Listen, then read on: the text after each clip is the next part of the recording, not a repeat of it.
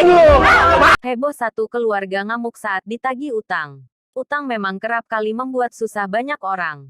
Baik yang berutang dan penagih utang terkadang berakhir dengan keributan. Hal demikian terjadi pada seorang pria ini dengan satu keluarga. Pria ini narasikan bahwa ia mengalami keributan saat menagih hutang. Tampak dalam video. Pria penagih hutang itu teriak jangan mukul. Terlihat juga dalam video tersebut nampak ada dorongan dari satu keluarga tersebut terhadap pria penagih hutang itu. Pria penagih hutang itu teriak kembali bahwa ia akan melaporkan ke pihak berwajib atas keributan ini. Video tersebut sontak heboh. Gua laporin mampus lu.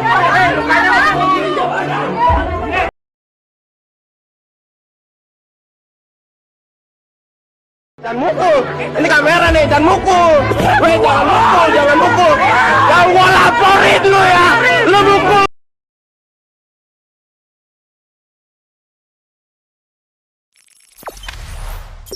Jangan lupa subscribe, share, komen, dan like ya.